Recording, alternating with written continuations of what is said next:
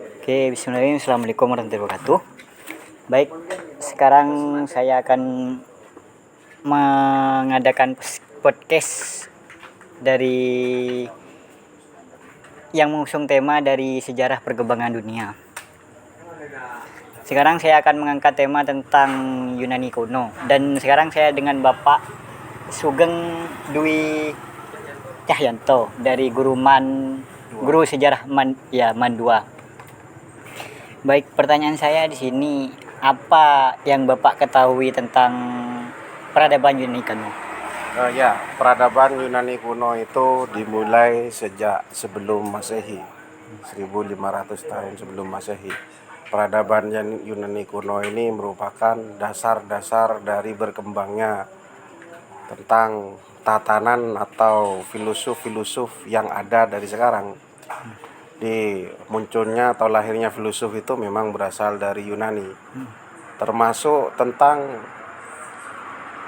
kalenderisasi, termasuk tentang perhitungan waktu, termasuk tentang kenegaraan dan lain-lain. Itu berasal dari dua negara, kalau gak Yunani ya Romawi, karena dua negara ini memang pada sebelum Renaissance itu menguasai daratan Eropa. Pada dasarnya kebudayaan Yunani ini sebenarnya didasari oleh sebuah kepahlawanan, cerita-cerita kepahlawanan yang pada saat itu muncullah legenda-legenda Hercules, legenda dewa yang nantinya akan menciptakan filosof-filosof atau sebuah tonggak berdirinya republik atau demokrasi pertama kalinya. Ya. Oke, selanjutnya, mengapa filsuf-filsuf di dunia yang maupun di Indonesia ini perlu belajar filsafat Yunani kuno? Ya, karena sebenarnya yang memulai itu mereka melakukan literalisasi. Jadi filsafat, semua orang itu sebenarnya bisa menjadi filosof, cuma karena Yunani itu melakukan pembukuan terhadap filsafatnya itu sendiri dan dasar-dasar keilmuan mereka dipakai di seluruh dunia. Dasar-dasar keilmuan mereka banyak dipakai seluruh dunia karena mereka itu lebih sistematis, bahkan universitas pertama itu berasal dari sana.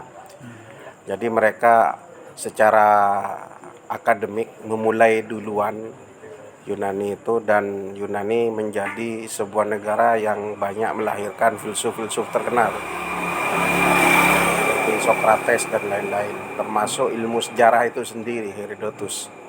Jadi wajarlah. Jadi kalau kalian itu ingin mempelajari seperti pertanyaan kamu tadi, kenapa harus belajar di sana? Jadi mereka dalam filosofi itu ada hubungan sebab akibat. Jadi kalau merumuskan A, akibatnya B, ya seperti itu terus. Jadi tidak bisa sembarangan membuat filosof. Saya kira orang Indonesia itu harus belajar dari Yunani, negara Yunani. Tapi kan penemuan filsafat itu dari Aristoteles begitu, Pak. Dan yang disembah dari Yunani kuno itu dewa-dewa, bukan bertentangan, Pak. Mungkin kamu beranggapan kalau filosofi itu sifatnya logis, dan tidak bisa tahayul seperti orang-orang Yunani. Tapi sebenarnya orang Yunani itu logisnya logis, cuma mereka itu kan ahli berpikir. Mereka saja sudah bisa menetapkan rasi bintang, walaupun pekerjaan itu sebenarnya lucu kan. Dan ternyata rasi bintang itu dipakai di ilmu pelayaran. Jadi walaupun seolah-olah tidak penting, walaupun seolah-olah tahayul, mereka sebenarnya mulai merancang peradaban modern secara tidak sengaja. Jadi sekarang ternyata ilmu perbintangan itu dipakai di dunia pelayaran, kemaritiman. Jadi Ini pelajaran buat kita bahwa sekecil-kecil atau seremeh-remehnya ilmu ternyata itu mempunyai dampak yang luar biasa. Terlebih lagi tentang ilmu perbintangan. Di kita itu tahayulnya mereka, ternyata logisnya kita.